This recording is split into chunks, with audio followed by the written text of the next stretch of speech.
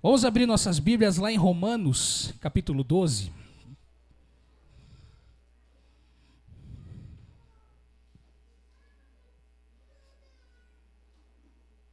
Romanos, capítulo 12. A gente vai ler do verso 1 em diante.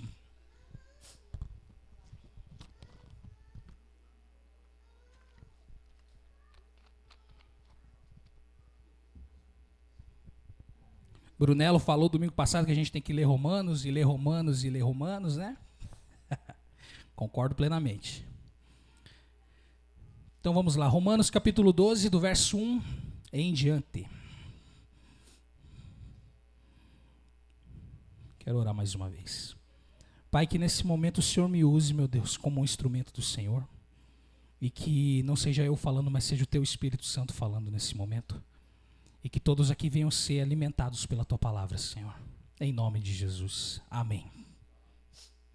Romanos capítulo 12, do verso 1 em diante. Portanto, irmãos, rogo pelas misericórdias de Deus, que vocês se ofereçam em sacrifício vivo, santo e agradável a Deus. Este é o culto racional de vocês.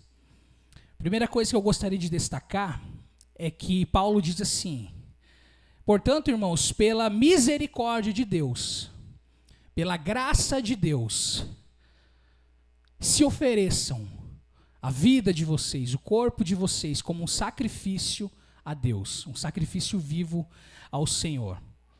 Por que eu quero destacar isso? Porque a primeira coisa que a gente precisa entender é que nós já recebemos a salvação pela graça, amém? Todos nós entendemos isso. Nós já recebemos, como Paulo diz, pela misericórdia de Deus que vocês já receberam, pela graça que vocês já receberam, se ofereçam como sacrifício. O que isso significa? Significa que tudo que eu faço para Deus, tudo que eu faço para o Senhor, é uma resposta ao amor de Deus. É uma resposta de gratidão a Deus. Por quê? Porque a salvação nós recebemos pela graça. A salvação você já recebeu, por isso que o texto diz, pelas misericórdias de Deus, a misericórdia que já está sobre a sua vida. Ofereça-se a si mesmo como um sacrifício vivo. Porque nós entendemos que a salvação é pela graça, como diz lá Efésios capítulo 2, do verso 8 e 9, é o que diz, Efésios 2, 8 e 9. Pois pela graça vocês são salvos, mediante a fé.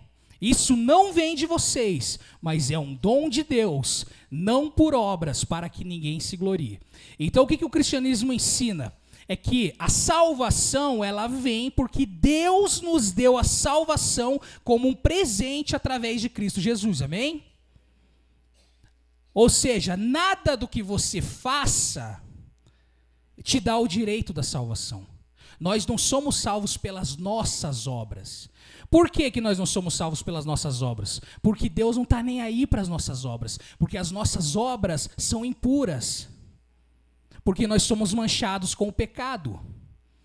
Então, Deus não recebe o que eu faço. Deus não me salva por aquilo que eu faço. Deus me salva pelo sacrifício de Cristo Jesus na cruz. Amém? Nós entendemos que somos salvos pela morte. Pela morte de Cristo nós somos perdoados e pela ressurreição nós somos santificados. Por quê? Porque pela ressurreição nós recebemos o Espírito Santo. E o Espírito Santo nos santifica dia após dia. Então, diferente de como é que funcionam as religiões do mundo? Todas as religiões funcionam da mesma forma. Faça e você vai merecer alguma coisa em troca. Seja bom e quando você morrer você reencarna numa forma melhor.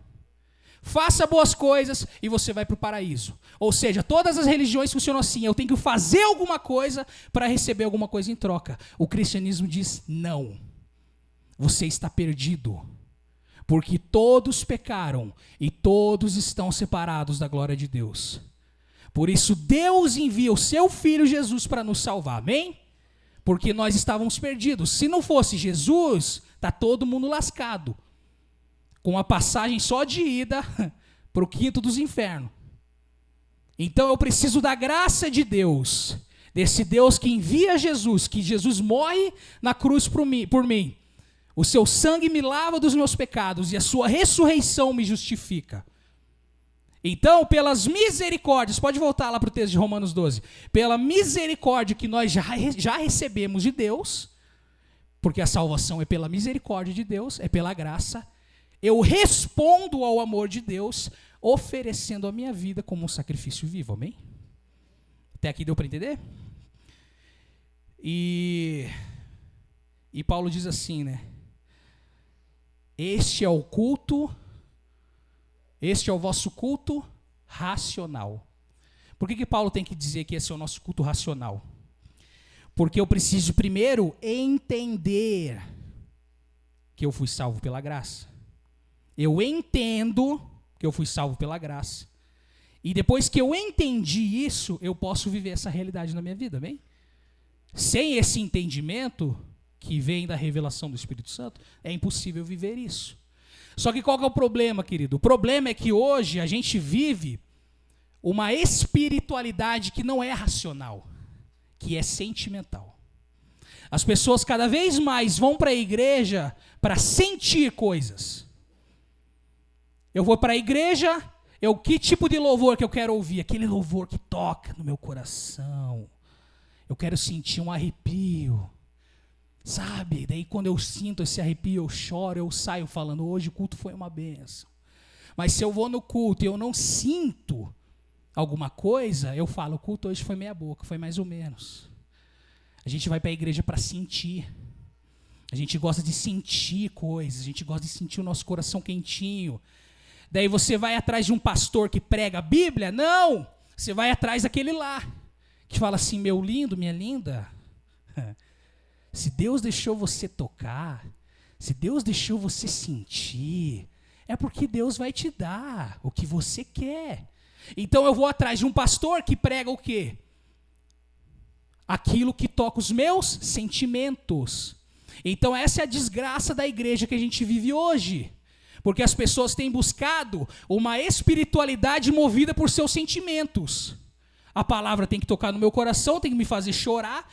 O louvor tem que me fazer chorar. Porque se o meu sentimento não for tocado, se eu não sinto algo, eu não volto mais. E Paulo está dizendo, não senhor, o seu culto a Deus tem que ser racional. Você tem que ser movido por aquilo que você já entendeu. Você entendeu que Jesus morreu por você? Você entendeu que você foi salvo pela graça? Então responda a isso, se oferecendo a Deus como um sacrifício. Você não precisa de um sentimento no seu coração. Você não precisa ser movido por um sentimento. Sabe por quê, querido? Os nossos sentimentos são corrompidos. Nossos sentimentos são corrompidos. Hoje eu gosto de uma coisa, amanhã eu não gosto mais. Você quer ver como que os nossos sentimentos são corrompidos? Dieta. Hoje eu acordo, não, porque chega dessa vida. Não aguento mais ficar assado no verão. Aguento mais, minhas roupas não cabem mais em mim. Quantas vezes, quando eu falo para minha esposa que vou fazer dieta, ela nem acredita mais. Não é assim? Se tem dia que você acorda, hoje não, cara, isso vai mudar. No outro dia, passou. Aquele sentimento foi embora. Vai pela janela. Tá entendendo? Os nossos sentimentos são volúveis. Um dia você tá, cara, um dia você acorda, você tá o bicho. No outro dia, foi aquela motivação. Vou estudar, vou fazer esse tal curso, vou fazer tal faculdade. Você tá inspirado. Dormiu, acordou, foi embora. Então, por isso que Paulo diz, o culto que você vive a Deus, a sua vida com Deus tem que ser racional, tem que ser movida, porque você entende que você já recebeu a graça de Deus, que Deus te amou, que você estava perdido, separado da glória de Deus, e Ele envia Jesus para morrer por você. Então, por você entender isso, você responde a Deus com gratidão. Você se sacrifica por Deus. Não para ser salvo, mas porque você já foi salvo, amém? Então nós temos que viver uma vida diante de Deus racional, firmada na palavra de Deus e não nos nossos sentimentos. Porque vai ter dia que você não vai querer vir para a igreja. Você não vai estar sentindo vontade de vir. Quer ver uma coisa? Sabe por que você não pode ser movido por seus sentimentos? Jesus disse pra gente assim: amai os vossos inimigos. Quem aqui sente coisa boa por inimigo? Alguém aqui já acordou morrendo de amor por seus inimigos? Tem uma pessoa no trabalho que não gosta de você, que faz de tudo para te prejudicar. Algum dia você acordou assim: ai, que amor que eu sinto pela fulana hoje. Nossa, eu acordei com meu coração, é só amor por aquela pessoa. Você está no trânsito, miserável, vem e te fecha com tudo, quase faz teu carro capotar. O que você sente no teu coração? Você sente coisa boa? Você sente uma vontade, ai, que vontade de dar um abraço nesse cara. Não, você sente vontade de matar o miserável. Mas Jesus diz: ame o teu inimigo. Por isso que nós não podemos viver movidos por nossos sentimentos. Porque nossos sentimentos, o que Paulo diz? Que a nossa natureza, a carne, não se submete à lei de Deus. E nem sequer pode fazer isso. Nós somos incapazes. Eu não posso ser movido pelo que eu sinto. Eu preciso ser movido pela palavra de Deus. Amém? Versículo 2. Não se amoldem ao padrão deste mundo, mas transformem-se pela renovação da sua mente, para que vocês sejam capazes de experimentar e provar a boa, agradável e perfeita vontade de Deus.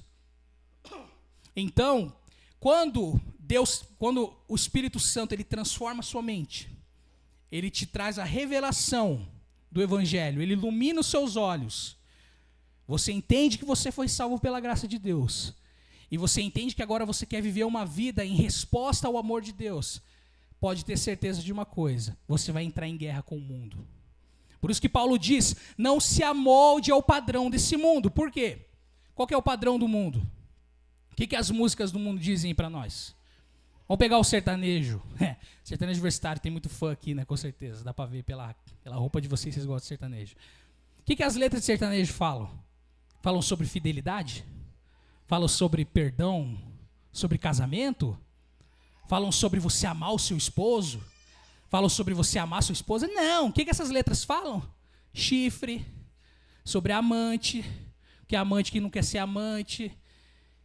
Não é isso aí? Não é isso que se canta por aí? Esse é o pensamento do mundo. O pensamento do mundo, meu irmão, é: seja feliz. Não importa quem você tenha que passar por cima.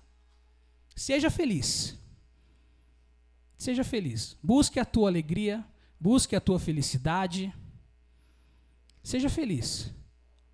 Não importa se você tiver que trair sua esposa. Seja feliz. Não interessa que você tenha que trair o seu marido. Seja feliz. Não interessa que você tenha que prejudicar uma pessoa. Seja feliz. O padrão do mundo é esse. Seja feliz. Busque a sua alegria, busque a sua felicidade. E por isso Paulo diz: você quer provar a boa, perfeita, agradável vontade de Deus? Você não vai poder se amoldar, tomar a forma do mundo. Isso é uma guerra. Amém? Isso é uma guerra. Se eu quero viver a vontade de Deus, eu vou viver contra esse mundo. E é isso que nós precisamos entender. Nós vamos viver uma vida subversiva. Subversiva. Porque o mundo diz: o teu inimigo te ferrou, vai lá e ferre ele também. E Jesus diz: teu inimigo te ferrou, vai lá e ore por ele.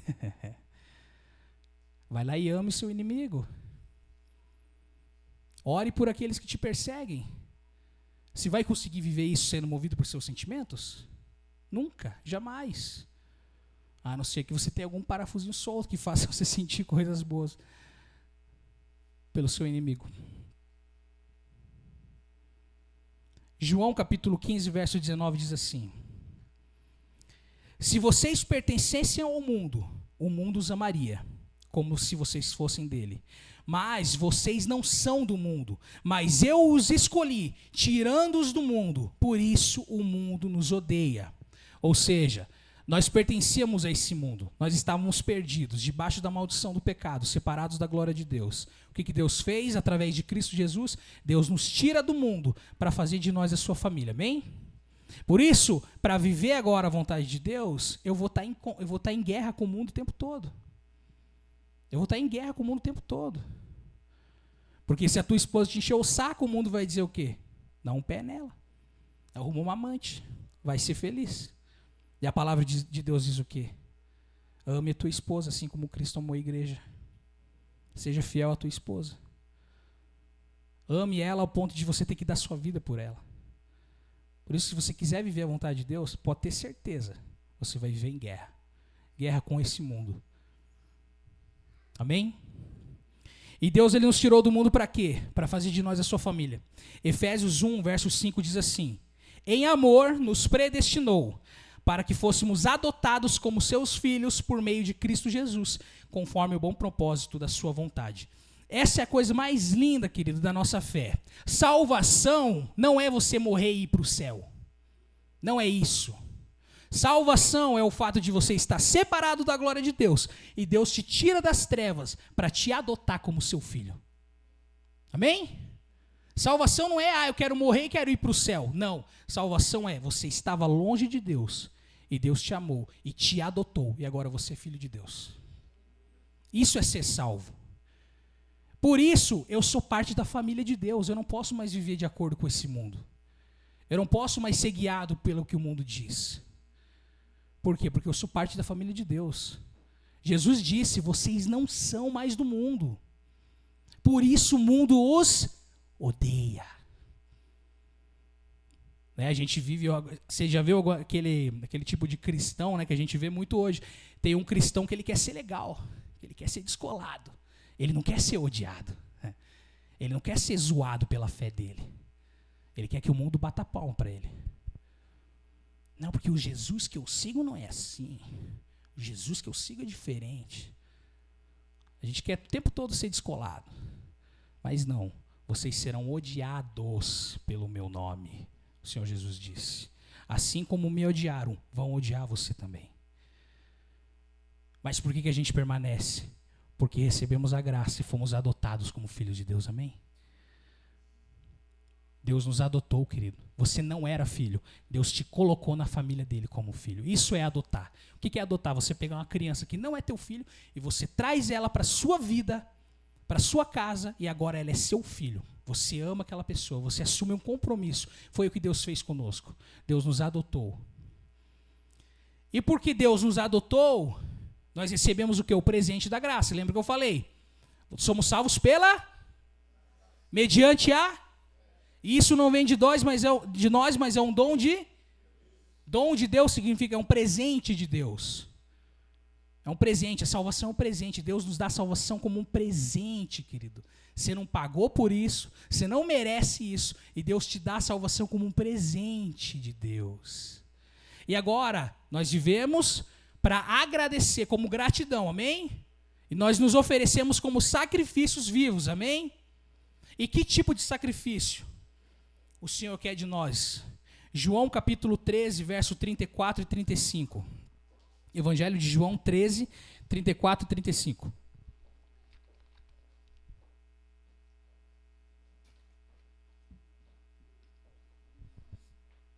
Um novo mandamento dou a vocês. Amem uns aos outros, como eu os amei. Vocês devem amar uns aos outros. Próximo. Desse modo, todos saberão que vocês são meus discípulos, se vocês amarem uns aos outros. Então, esse é o princípio do cristianismo. Nós somos salvos pela graça, porque Jesus morreu por nós. Então, Jesus está dizendo o quê? Assim como eu morri por você, assim como eu me sacrifiquei para te salvar, o que eu peço de você? Sacrifique-se pelo seu irmão. Ah, mas eu faço isso para ser salvo? Não, porque você já foi salvo pela graça. Você faz isso por gratidão, amém? Por gratidão a Deus. Então é isso que Paulo está dizendo. Paulo está dizendo no começo do capítulo, Paulo diz, ofereçam-se como sacrifícios vivos. Se ofereça, entregue a sua vida como um sacrifício. Hoje, por exemplo, eu fui com a minha esposa, a gente foi visitar minha irmã, né? E eu tenho 2 sobrinhas. E aquelas 2 drenaram minha energia o dia todo. Eu sentava, tio Lucão, vamos correr atrás da gente. Lá vai eu correr atrás dela. Tio Lucão, vamos brincar de comidinha? Vamos lá brincar de comidinha. Enquanto meus irmãos, meus cunhados ali, ó, só no boto, colocando o papo em dia, bem de boa, e o tio Lucão lá, rolando pelo chão, e não sei o quê, né? Eu sou bom criança, cara. Eu poderia ter pensado o quê? É domingão, deixa eu puxar uma cadeira aqui, trocar uma ideia com a minha irmã aqui, deixa eu curtir meu domingão. Não. Me ofereci como sacrifício vivo e só faltaram me matar. As duas só faltaram tirar meu couro. Chegou perto.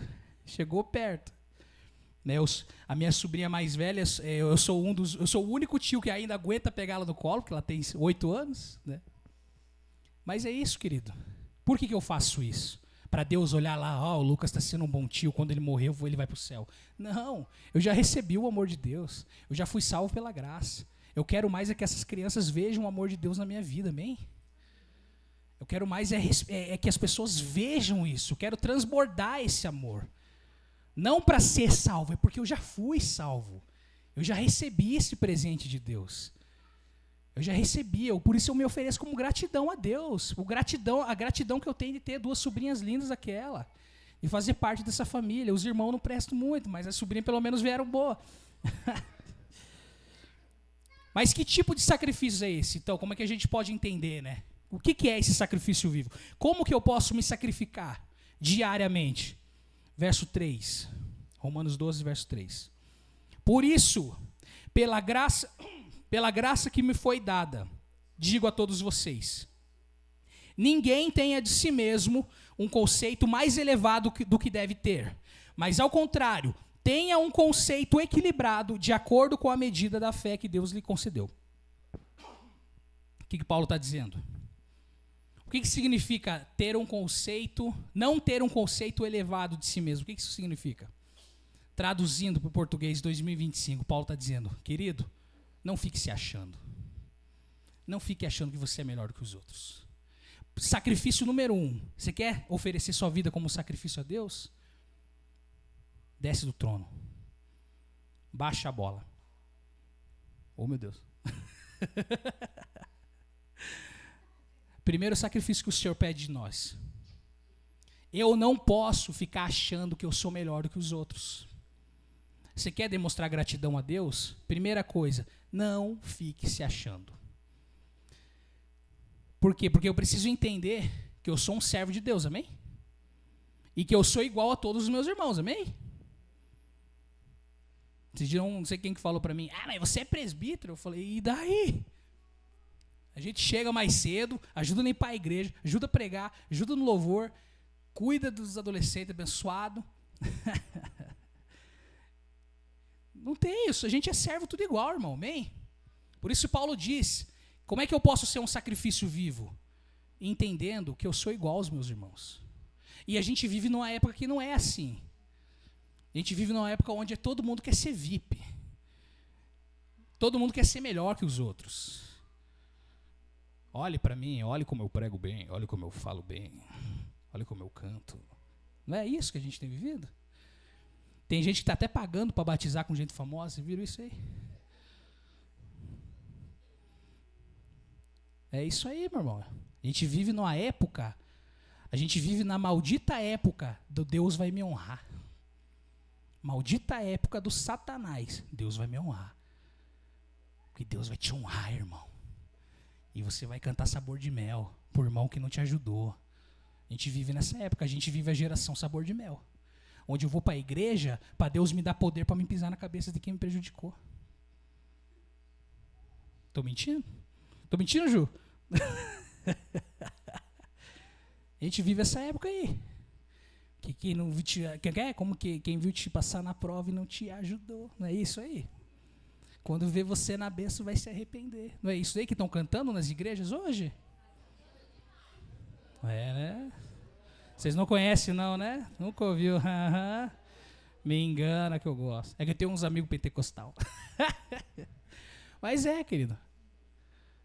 Onde as músicas hoje falam, Deus vai te honrar, porque você é cabeça, você não é cauda, e Deus vai te colocar numa posição alta, e aqueles que não acreditavam em você vão rir. Enquanto Jesus, 2000 anos atrás, no seu último jantar com seus discípulos, coloca uma toalha, amarra uma toalha na cintura e lava os pés, fedido, craquento daqueles 12 lá. Inclusive o de Judas.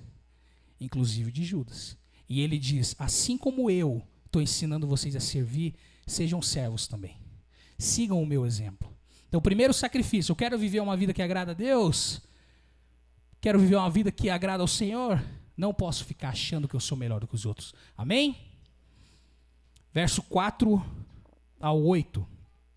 Assim como cada um de nós tem um corpo com muitos membros, e esses membros não exercem todos a mesma função, assim também em Cristo, nós que somos muitos, formamos um corpo, e cada membro está ligado a todos os outros. Temos diferentes dons, de acordo com a graça que nos foi dada. Se alguém tem o dom de profetizar, use-o na proporção da sua fé. Se o seu dom é servir, sirva. Se é ensinar, ensine. Se é dar ânimo, que assim faça. Se é contribuir, que contribua generosamente. Se é exercer liderança, que a exerça com zelo. Se é mostrar misericórdia, que o faça com alegria. O que Paulo está dizendo, querido? Somos todos servos. Amém? E os dons que Deus deu para você, Ele te deu para que você sirva o teu irmão. Então, se você canta bem, se você fala bem, se você, sei lá, qual seja o dom que você tiver, Deus te deu para que você use para abençoar vidas. Então, digamos assim, o cara é um bom cantor, ele canta bem. Esse cara, você pode olhar assim e falar, nossa, esse cara tem direito para ficar se achando. Não. Ele só canta bem porque Deus deu a ele a graça de cantar bem. Ele tem que entender que é um dom que ele recebeu de Deus, amém? Por isso Paulo diz, não fique achando, tendo um conceito a respeito de você mais elevado. Muito pelo contrário, sirva os teus irmãos.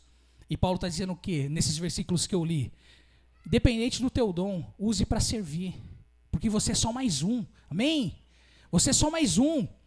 Sabe aquele papo que as pessoas falam assim, eu não vou na igreja, porque na igreja só tem hipócrita.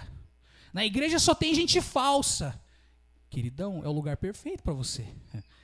Porque você é mais um filho de Adão, pecador miserável. Você é só mais um. Na igreja só tem gente que não presta. E tem lugar melhor para você estar, então. Gente, é tudo pecador igual. Eu sou só mais um. Só mais um. Esse povo desigrejado aí, eu vivo a minha fé em casa, eu não preciso ir para a igreja. Esse povo não cumpre a vontade de Deus. Porque qual que é o propósito de Deus? Segundo Efésios, Deus nos predestinou para quê? Para que fôssemos adotados, certo? Para que nós fizéssemos parte da sua família. Para que nós estivéssemos aqui como comunidade. Que a gente amasse uns aos outros. Que a gente servisse uns aos outros. Por isso Paulo diz, meu irmão, você é só mais um. Não fique se achando. Você é um filho de Deus igual o teu irmão do teu lado. Você não é melhor que ninguém. E por entender isso nós servimos, amém? Não para ser salvos, como eu falei, mas por gratidão a Deus. Verso 9 e 10.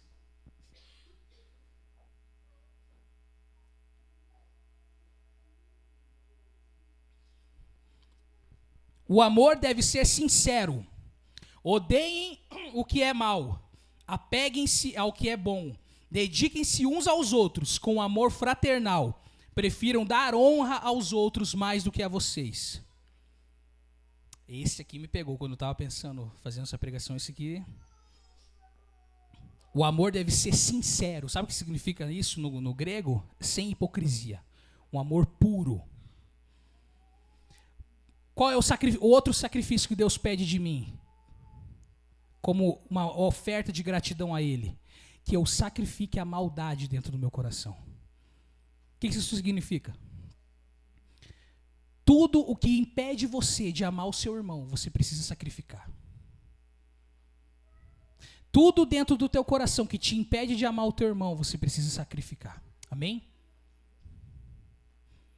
Olha que 1 João capítulo 4, verso 20 e 21 diz. 1 João 4, verso 20 e 21. Se alguém afirma, eu amo a Deus, mas odiar seu irmão é mentiroso. Pois quem não ama o seu irmão a quem vê, não pode amar a Deus a quem não vê. Ele nos deu este mandamento, quem ame a Deus, ame também seu irmão. Ou seja, meu irmão, ódio, rancor, não podem existir dentro da igreja, amém? Inimizade não pode existir dentro da igreja, amém? Na minha antiga igreja, quando eu era criança, uma vez eu ouvi uma irmã falando assim, eu odeio fulana de tal. Estava falando de uma irmã dentro da igreja. pode falar isso, irmão? Você pode dizer para o teu irmão que você odeia ele? Ah, mas eu não falei na cara dela. Dane-se. Você não pode falar isso. Se Jesus manda você amar o teu inimigo, quem dirá o teu irmão? Então qual é o sacrifício que Deus pede de nós? Que eu mate, eu sacrifique, eu mate tudo aquilo dentro do meu coração que me impede de amar o meu irmão, amém? Porque se eu não fizer isso, eu não vou viver um amor puro, sem hipocrisia. Porque se eu não faço isso, o meu amor é hipócrita. O meu amor é hipócrita. Eu posso até dar um sorrisinho pro irmão ali, mas pelas costas eu estou detonando ele. Não, querido, isso não existe. Não existe. Ah, Deus, mas eu não vou com a cara do fulano. Lasque-se. Deus não está nem aí se você vai com a cara do teu irmão. Esse é o desafio. Nosso primeiro dia da nossa célula, eu li aquele texto de Efésios, e eu falei, qual que é o grande desafio da igreja? É que nós somos tudo filho adotado. Esse é o grande desafio da igreja. É um monte de gente diferente, com temperamentos diferentes, que vem de criações diferentes, com mentes diferentes, com ideias diferentes. Deus pega tudo esse povo diferente, põe no mesmo lugar e fala, agora vocês são irmãos, tem que amar um ao outro. Tá pedindo para dar errado, né? É isso aí. Nós somos todos filhos adotados. Mas o nosso dever é amar uns aos outros, amém? Esse é o mandamento da nova aliança. Amai-vos uns aos outros, assim como eu os amei. E dessa forma todos saberão que vocês são meus discípulos, pelo amor que vocês tiverem. Jesus não disse, pelo louvor que vocês fizerem, o mundo saberá que vocês são meus discípulos. Pela pregação que vocês tiverem, o mundo saberá. Pelo culto que vocês fizerem, o mundo saberá. Não, pelo amor que vocês tiverem uns pelos outros. O que mostra que eu de fato sou um seguidor de Cristo? O amor que eu tenho pelo meu irmão. Amém? Verso 11 ao 13. Nunca falte a vocês o zelo, sejam fervorosos no espírito, sirvam ao Senhor, alegrem-se na esperança, sejam pacientes na tribulação, preservem-se na oração, compartilhem o que vocês têm com os santos em suas necessidades, pratiquem a hospitalidade. O que Deus pede para mim sacrificar? O meu egoísmo. Sabe por quê?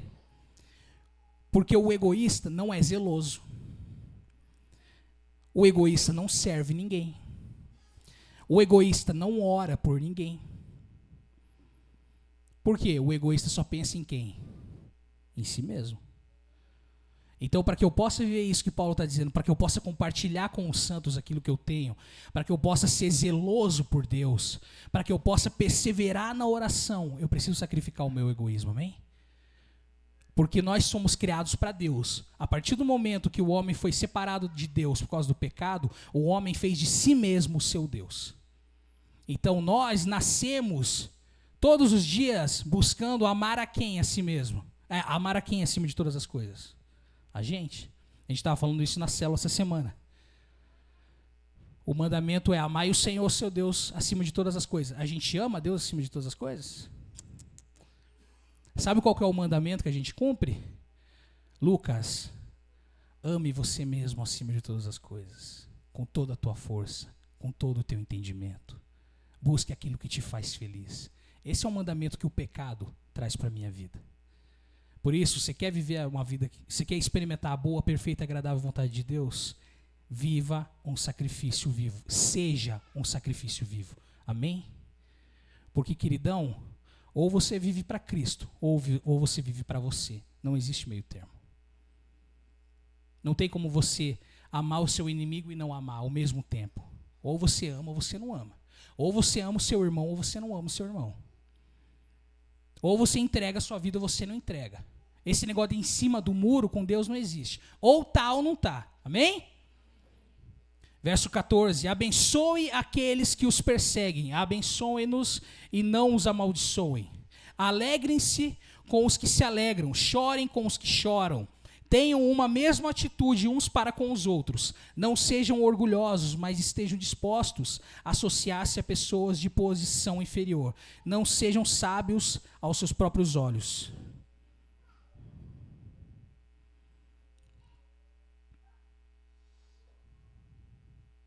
Outra coisa que a gente precisa sacrificar na nossa vida. A gente precisa sacrificar a indiferença.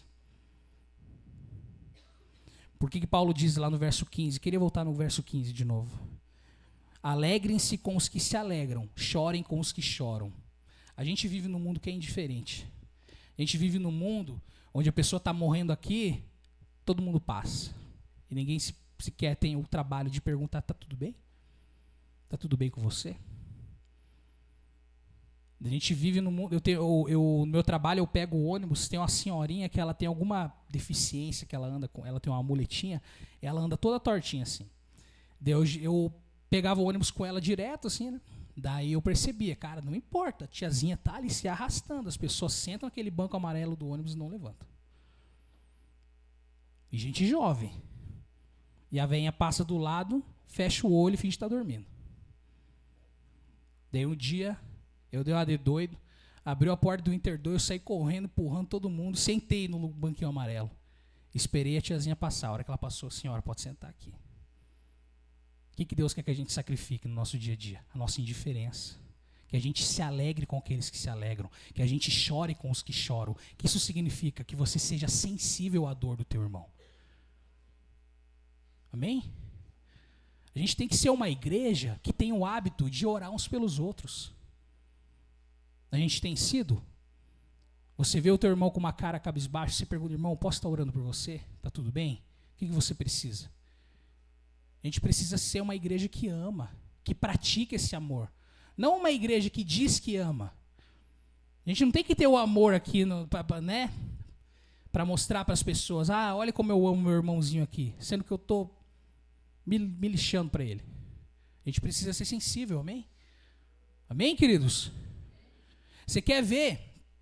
Quer fazer um teste para ver se a tua vida tem sido transformada pelo Espírito Santo? Eu te pergunto, quando você ora mais por você ou pelas outras pessoas? O que você tem conversado com Deus nas tuas orações? Você tem orado pelos teus interesses? Para que Deus abençoe a sua vida? Ou você tem gastado tempo de oração orando por outros? Né, esses dias... Algum tempo atrás eu criei o hábito, eu fiz uma listinha de oração.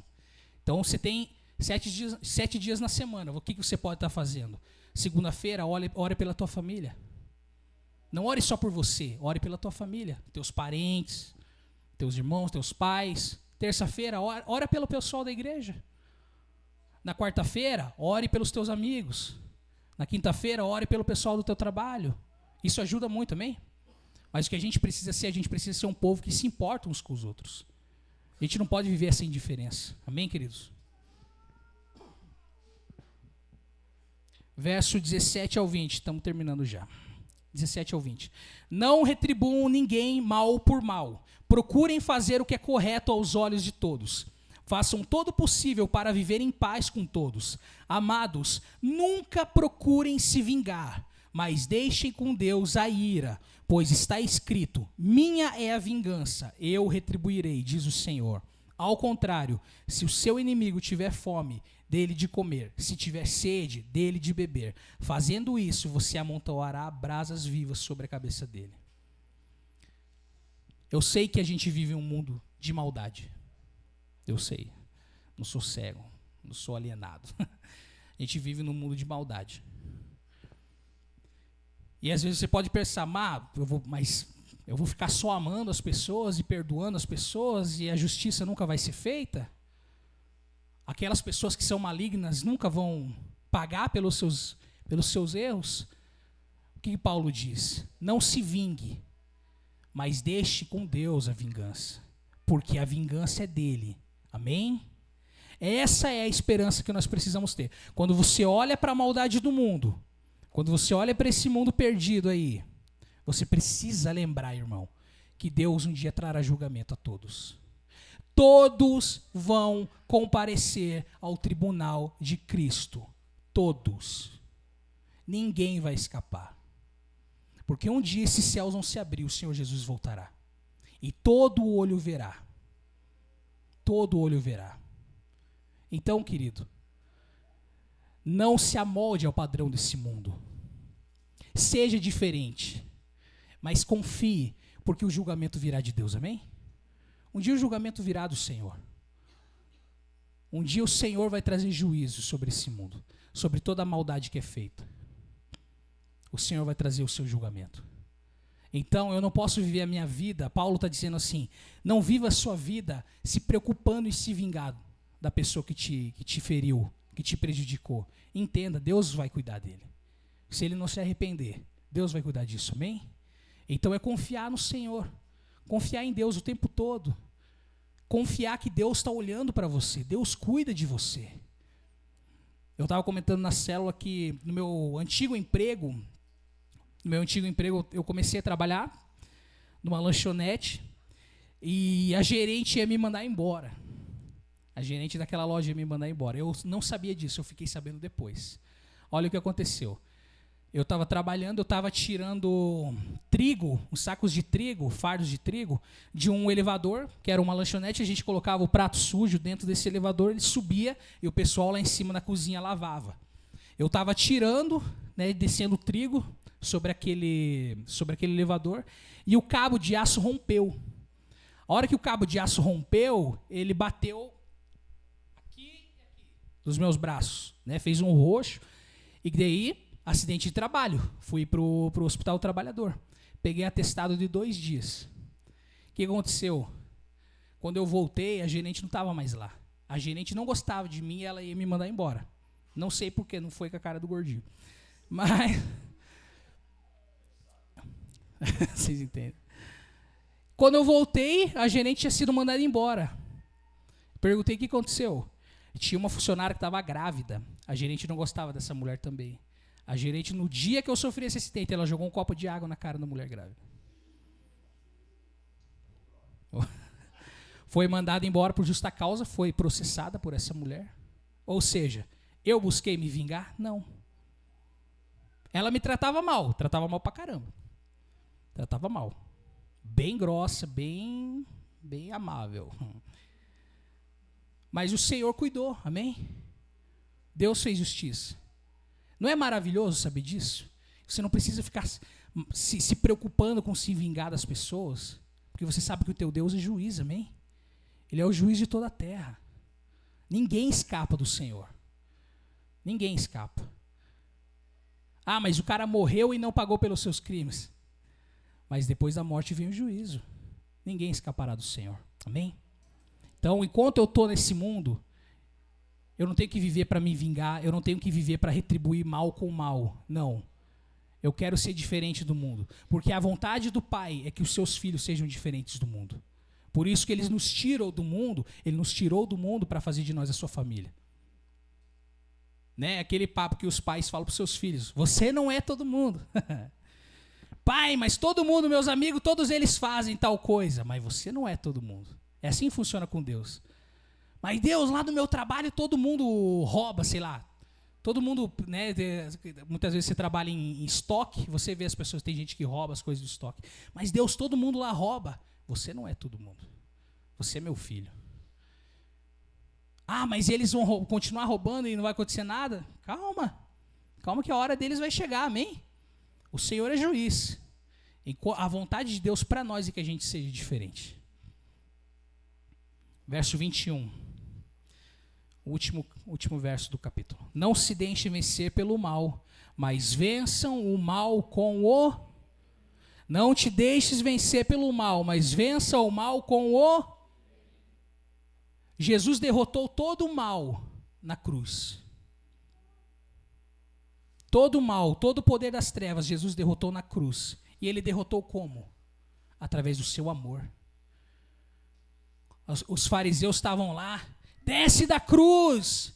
Prove que você é o Filho de Deus. Desce da cruz. O que Jesus falava? Jesus estava lá pendurado e falou, você vai ver a hora que eu descer daqui e te meter a porrada. Foi isso que Jesus falou? Foi isso que Jesus disse? Desce da cruz, Jesus. Jesus falou, olha, sorte sua que eu estou pregado aqui. Tem um filme, acho que é Solomon Kane, o cara desce da cruz. Vocês já viram esse filme? Já? É tipo um Van Helsing, não é tão famoso. O cara, ele é crucificado no final do filme, ele desce da cruz e desce a porrada nos caras que crucificaram. Ai, ai. Não, como é que Jesus rebateu os xingamentos? Desce da cruz, para que a gente veja que você é o Filho de Deus. Jesus disse aqui: Pai, perdoa-lhes, porque eles não sabem o que fazem.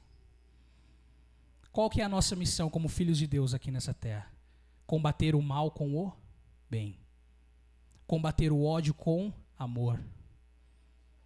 Combater o egoísmo com zelo. Combater rancor com um amor sincero. Combater o orgulho com humildade, amém? Essa é a vontade do Senhor. Por quê? Porque nós não somos do mundo. Ele nos tirou do mundo, amém? Nós somos seus filhos. Vamos ficar de pé?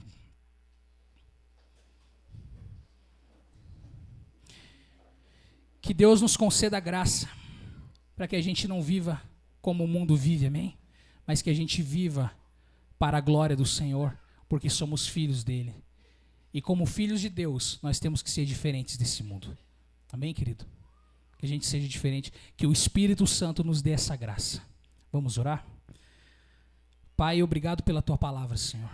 Obrigado porque a tua palavra é alimento para nós. A gente sabe que não é fácil, meu Deus, viver num mundo tão sujo e a gente não se sujar. Mas eu peço, meu Deus, nos ajuda, Senhor. Nos ajuda. Nos ajuda a ser diferentes. Se no nosso trabalho as pessoas traem suas esposas, seus maridos, que a gente seja diferente. Se no nosso trabalho alguém rouba, que a gente não roube, Senhor. Se na nossa família algumas pessoas têm práticas que são contrárias à tua vontade, nos ajuda a ser diferentes. Porque o Senhor nos chamou para sermos diferentes desse mundo. Essa é a tua vontade. O Senhor nos adotou e nós não somos mais do mundo, nós somos teus. Por isso, nos ajuda, Senhor, a viver a nossa vida para a glória do Senhor, porque nós somos teus. Nos ajuda a viver para a tua glória como gratidão.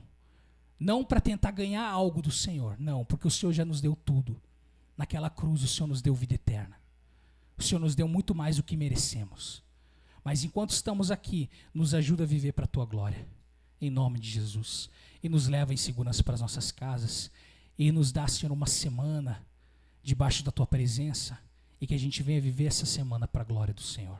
Em teu nome, Jesus. Amém.